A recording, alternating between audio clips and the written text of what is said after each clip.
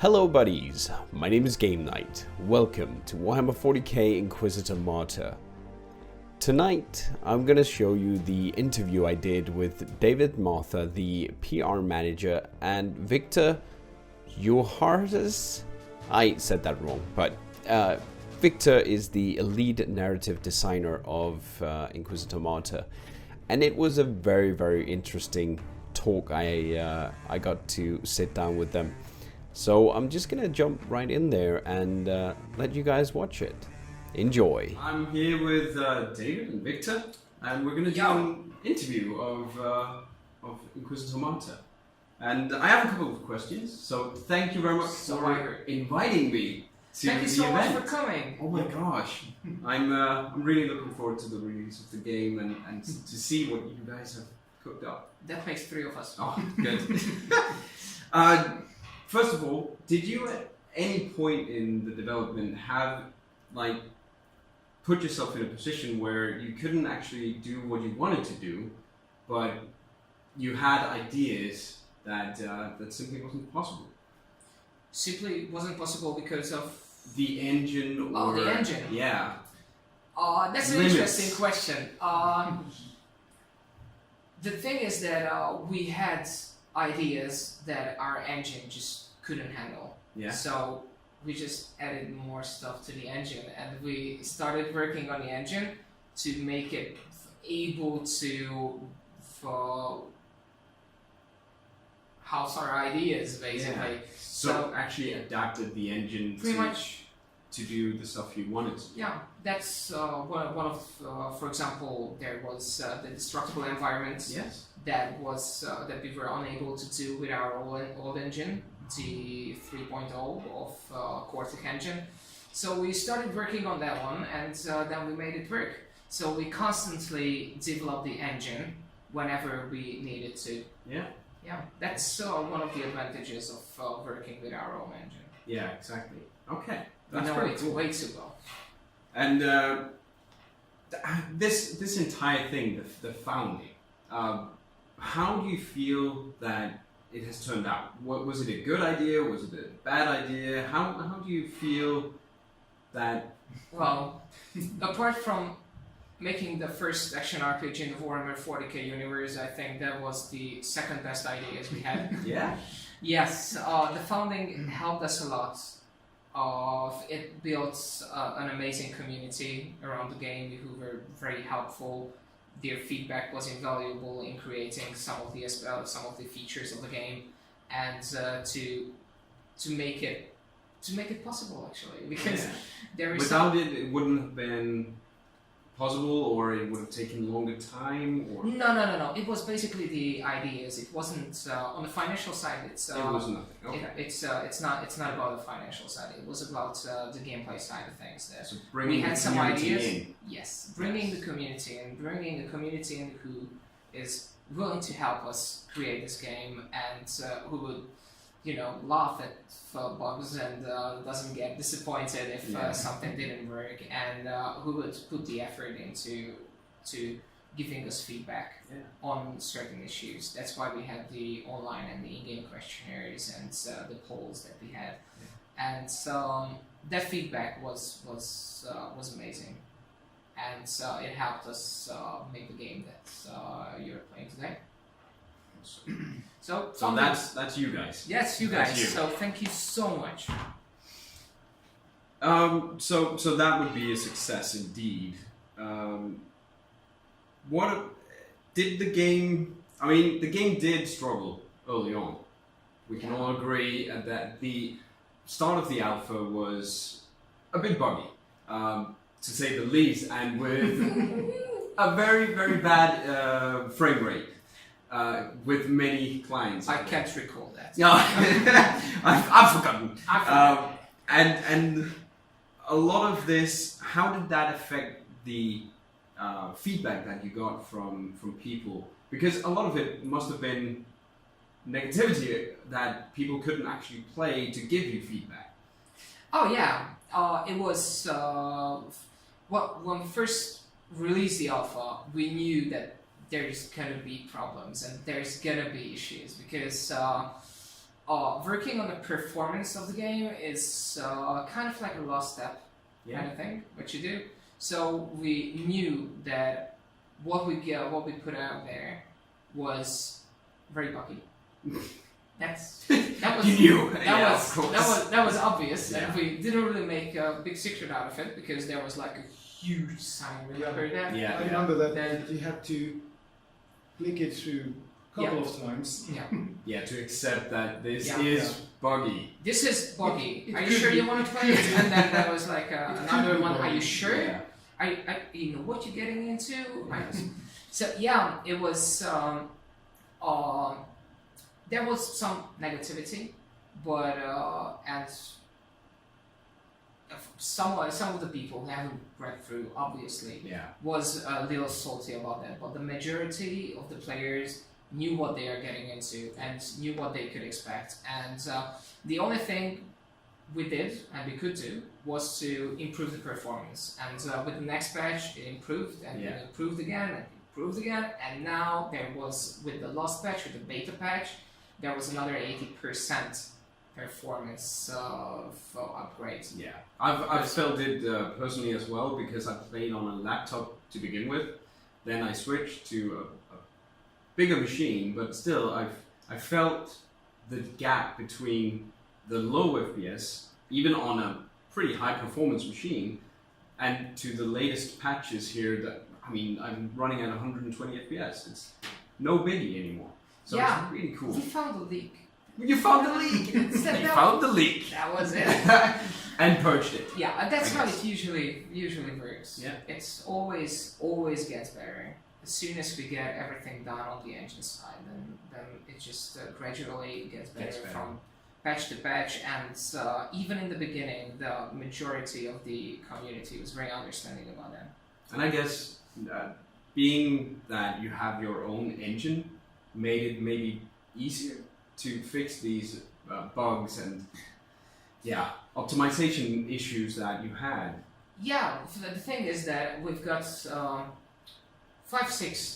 let's call them tech priests, because they are the ones. It's an appropriate term, we can use it. Yeah, because they built the engine, so they know everything about it, and there's no like, so if there's something wrong, they did something wrong. So they have to know what it is. Yeah, what they and did. And they did an amazing job at it. An amazing job. You can see how well the game looks now, and how much it improved from the first alpha all the way to now to the beta version. Definitely. And they did an amazing job. And obviously, having an own engine comes with many advantages and many disadvantages. So it's wrong. So the final build is almost here. Is it 5th of June? 5th of June? It is? Yeah. 5th of June. 5th of June. And do you feel ready? Do you feel ready, story-wise? Yes, absolutely. Yes. Absolutely. So Awesome. now this is the point where you have to please stop me if I'm going into details. Okay, about the he's story. ready. Yes, next question. So there is the one. This is one instance when, we are ready. This is all about polishing at this stage because it's a complex story, and it's a long story, and there are a lot of details that matter to be able to tell the story the way you would want to. And it means that at this stage we are basically going through the story and tweaking bits Here and there. This dialogue should be played rather here than there. We should just fix this line because it doesn't really tells you, the impact of all the events that transpire, stuff like that. But the story is ready, fortunately, so for a while we've been dealing with these tiny details. I really like that you're going back and looking at what you did to the story at the beginning as well, because sometimes it feels like game developers maybe forget a bit about the beginning when now we've done this. True. And then they forget to go back and just revise things. This is absolutely true, and the reason for that could be, don't really know how it happens at other game developers, but in our case, we spent a lot of time creating this game. So it also means that long months passed between the various stages. Yeah. So it's really hard to keep track of all the details that players are going to receive in one big burst. Yeah. We sort of had a prolongated development period for the story. So yes, this is the time when we, for example, need to remind ourselves that, okay, there should be a reference to certain events that will happen later, or this reference sort of spoils everything, so we should just remove it. And it's not just that, but because the story, the first part of the story, for example, the tutorial part, was done, I don't know, 6-7 months ago? Yeah, a long time ago. Last year. Yeah. No, last year. And since then, we've created a new lighting system that was implemented. So we have to add many new props, decals that goes onto the maps, and a lot of new stuff that makes everything look so much nicer. So we rebuilt the tutorial maps and we rebuilt the first chapter and the second chapter, because even though it was already done, it would have looked very weird if that looked a little bit different than how the rest you of would the get campaign itself. later on, because you're missing some decals or some bits and bobs there that actually make the maps more interesting. And I really get that. And talking about interesting, we sort of spiced up existing maps with various side objectives, tiny details that add not to the overarching plot, but to that particular map. Yeah. So we made to the experience, the game experience itself. During the campaign missions? Yes. Yeah. During the campaign as well. Oh, awesome. Do you guys know if that's a question from one of my viewers, if the console version is going to be behind development-wise, story-wise, or is it going to be flat out the same as the PC version? It's going to be flat out the same. That's really awesome to hear. Because the issue was with Diablo 3 getting released so much later on for consoles, made it so that they were far behind. Yeah. And that's not going to happen here, guys. It's not going to happen.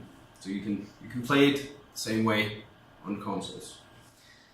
So a bit about the gameplay. I have a question about these limbs. Oh yeah. The limbs, the limb issue.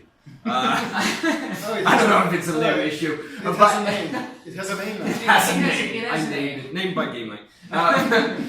But I mean, one of the things I thought we were going to see, and I think I remember seeing early in development, one of the selling points of the game was that you could shoot off limbs from the bigger guys, not the small guys, not the nobblers, not the... Even the small guys. You can Even the shoot small off guys. limbs Okay. from the small guys as well.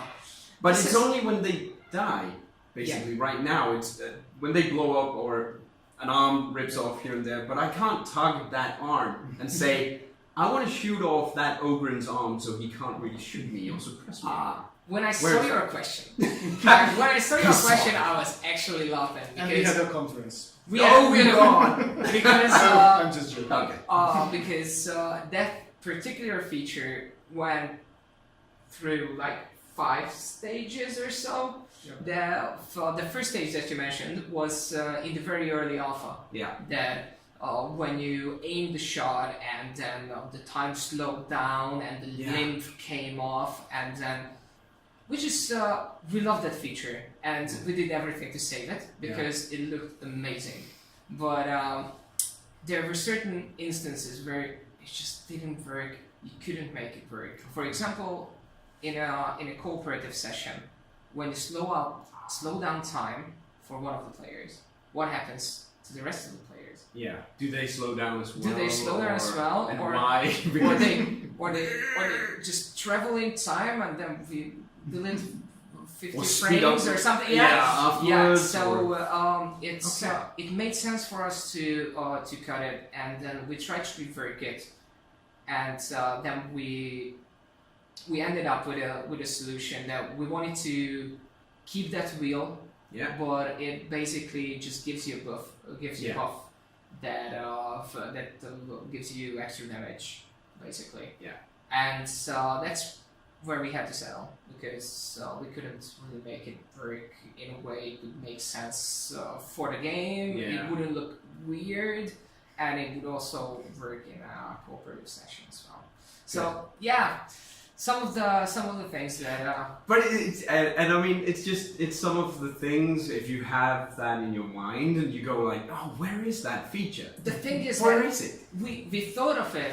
It was like a very minor thing for us, a very minor thing. But when the idea came out, and then we made it, and we put it into the alpha build, and everybody played it. And whenever I talked to anyone on an event or after an event, and they said, "Oh, I loved it so much when you slow down time, and you could get rid of limb and everything." And I was like, "Really? I mean, that sticks so much." It's a small thing. And it hasn't been in the build for 2 years, and it comes up on issues. So it's it was great. It was a great thing, and I'm sorry. No, personally, I'm sorry it had to go. I mean, I like the answer, and we still have the very cool execution scenes on the big monsters. I mean, sometimes ripping their heads off or cutting them in half or whatever. So, I mean, that has to be enough then for us that wants to rip off limbs. It's so wicked. Still, you can basically blow up enemies. Yeah, definitely. I do that all the time. If you have this, you kind of have to because if you have this craving for bloodshed, which is an integral part of the 40k universe, you will have it.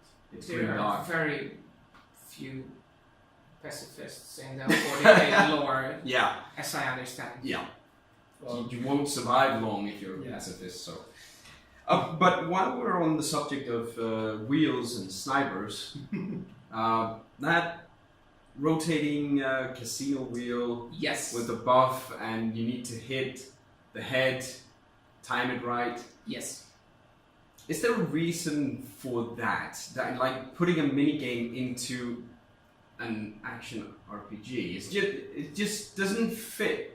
From my perspective, it doesn't fit in there. That's what the limp shooting mechanism. Limpapocalypse. The Limpapocalypse. Pardon! Oh, it's so fitting. Yeah, that's the aftermath of the Limpapocalypse. Yeah. So if I can say it like that. Absolutely. The Limpapocalypse. And I'm a bit envious, right? Yeah. I'm so sorry. I was thinking the. Now you know how I feel every single day. Poor thing. But at the beginning, the Limpapocalypse was more of you picked where you wanted to shoot. Yes. Then the bar filled up, and then you can shoot. Oh. And if you stayed still, took that chance of having 3 seconds of aiming, you could hit the head, for instance. Yeah, well... But now it's like random. Yeah, it's not really random. You need to release the button at the right time. So if you hold it long enough, then it multiplies the damage. Yeah, but if you want to hit the head, you need to stop at the head. Yeah, it's not. We never really intended to make like a roulette. A roulette out of it in general. Actually, I've never talked about that with anyone, so I have no idea. I'm asking the weird questions. You're asking the weird questions. That's me. I'm looking at stuff like that. Yeah. But I mean, it would make sense. Now, I talked to Asik Hyper as well. He's here, and we talked about either maybe it could be changed to that again. Like you pick the head, and to aim at the head, you need to spend 4 seconds. Limbs like the arms, you need to spend 2 seconds. But it could also be that if you spec into the sniper tree, you could get a skill that made it easier for you to hit the head or something like that. Now you see, that's the feedback that's very valuable. Yeah. Because I think we never intended to make a minigame out of it. It was just no. I really don't think so. Okay. I cannot be sure. No. I'm certain. I cannot be sure. Okay. It's good. It's good enough. And now we're talking about weapons. We have the blue, we have the white, blue, and green, and then we have the orangey, brownie, orangey, relics, brownie, relic weapons. But Where are the yellow weapons? Where are the godlike weapons? The godlikes are in now. They're in now. Although we don't call them godlike. We don't call them godlike. In the 40k universe, that is just one godlike. That is heresy. Emperor-like. Emperor-like. Oh. Actually, We don't call it that either. I'm sorry. That's not it. Victor, what do we call I think they are the relics. They are relics. Okay. So godlike relics. Yeah. Just Slash that out. Just slash Good. that. Relics. Alright, cool. They're in, and so we're gonna keep adding them with every season. Yeah. New relic items are coming to the game that you can do. There are some relic items that are like very powerful, regardless of what class you're playing. Oh. But there are relic items that are for certain builds that you can do within each class. Okay. So happy hunting. Oh yeah, it's gonna be awesome. You will be rewarded. By I'm game. doing my Nice. best inquisitorial. That was your match. I'm fine with that. It's just See? So I'm just gonna go on. They can go on for hours like that. It's been like that all day. Just go on. yeah. The thing is that we've been presenting this game for 3 years. Way too long. Together through thick and thin, like an old Then- married couple. yeah, exactly. And It's a kind of an awkward way yes, putting it, but still, it has some Old married truth couple. to it. yes, pretty much. You can cut this part. You can cut the whole thing, please. How would you guys respond to? There's been a lot of talk about the fluidity of the game, like the movement speed, like having your Crusader just standing there, taking all the shots like a bullet sponge, and the only one that's actually mobile in a greater sense is the Assassin. How would you respond to those people?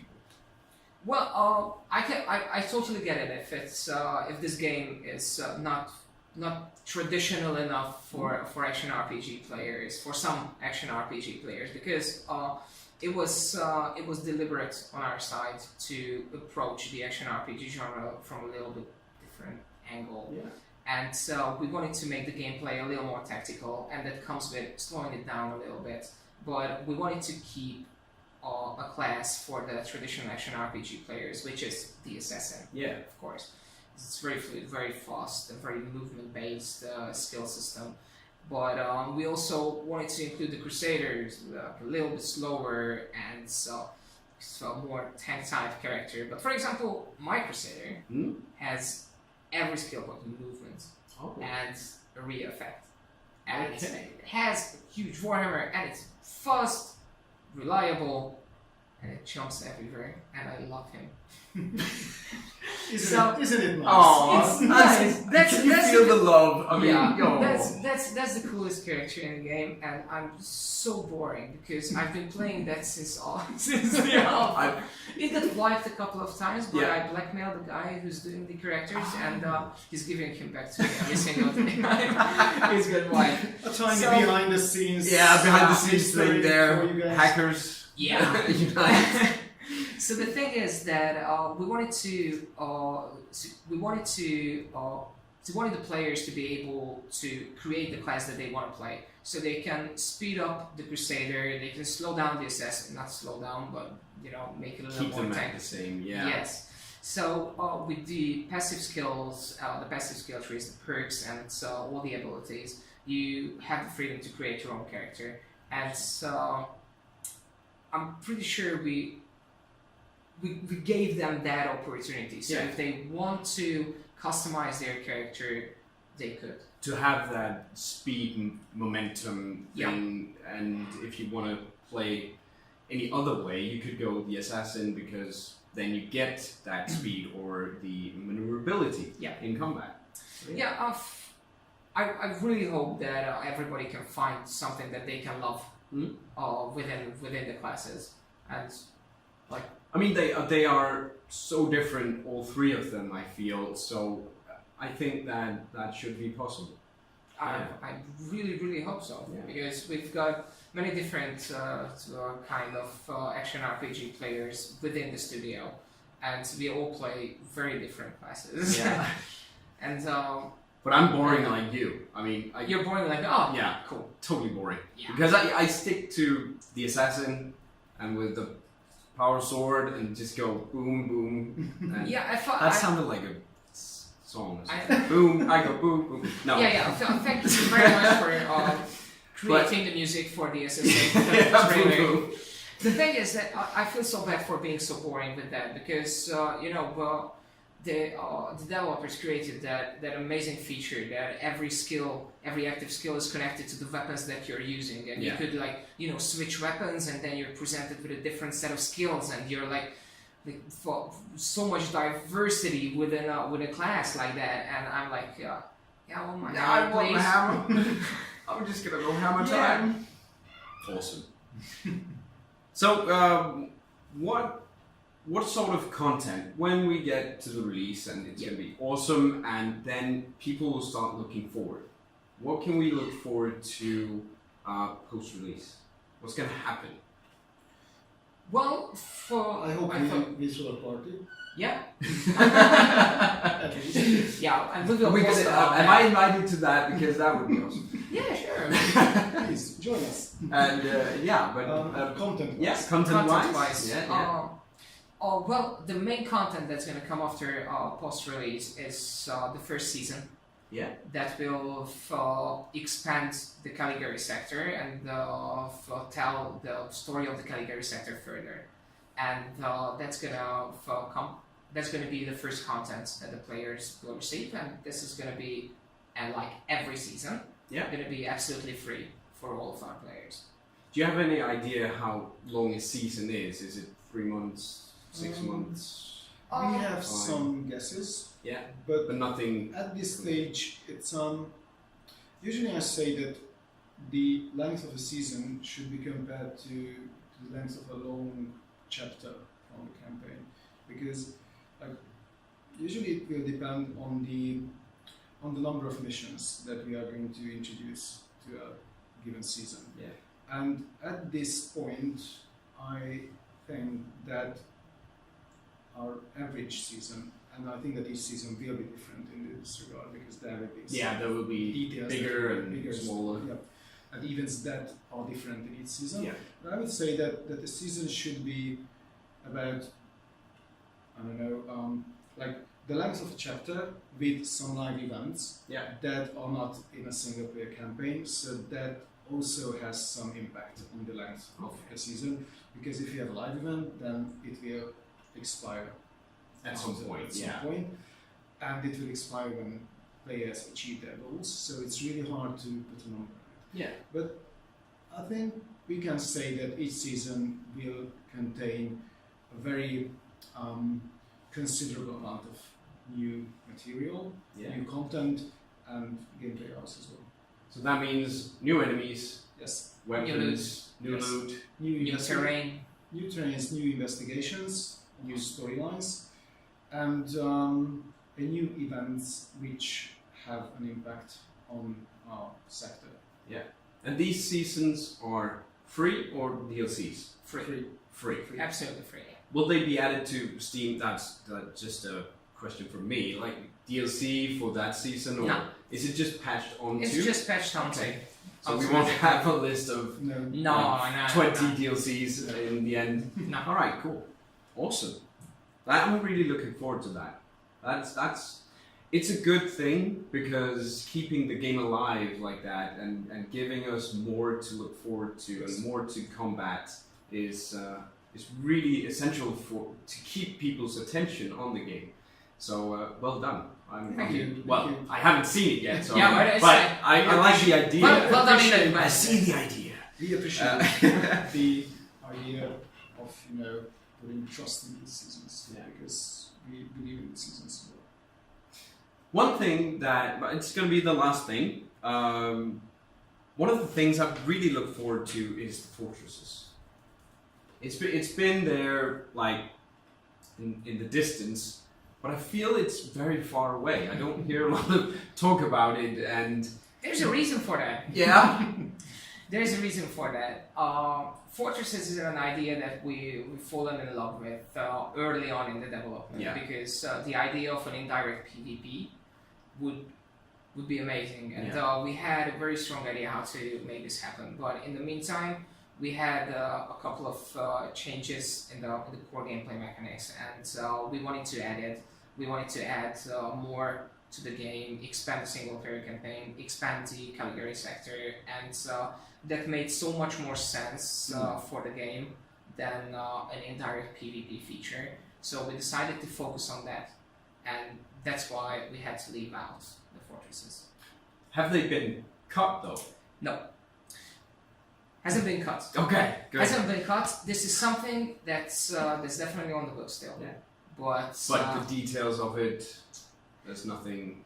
The thing is that there's nothing set in stone. Yeah. We have an idea how they should work and how it would make sense for the game and how it would make sense for the community as well. Yeah. But until nothing's certain. Yeah. Until that, I don't really want to say anything, because then you would just point to that video 6 months from say, now "Oh, he and said, say, David said." I hate that guy because he said that. He and promised. it didn't happen. But at least it hasn't been trashed. I mean, I was so worried that the fortresses had just been, pulled back. The arena PvP was then the replacement, sort of. Here, have a cookie. And then that's it. That's what you get. But it seems like that's the not PvP really itself was our community requested feature. Yes. That we wanted to put in, and we wanted to include that into game as a fun game mode. Yeah. So people can play against each other. Mm. Fortresses. Not right now. Alright. Cool. Thank you very much for your time. Thank you very so much. for again inviting me here. Thank you for this day. It's been so awesome seeing the studio and meeting you guys. Well, And you too. pleasure is ours. It's good to see that you're cool in person as well. Ah, not just a video. Not just a You're weird. cool unedited. Thank you. It's good I'm to just know. going to leave now. Yeah. No, that's an awkward video. Cut. Bye bye. Bye guys. Thank you for watching this video. If you enjoyed this, do subscribe and share it with a friend or two. It really helps out the channel and to that effect me. If you want to stay in touch with me and get notified about new videos, go follow me on Twitter. You can also visit my Twitch channel where I stream every week. If you're feeling generous, consider subscribing on Twitch or supporting me on Patreon. I'll see you soon. Have a wonderful game night.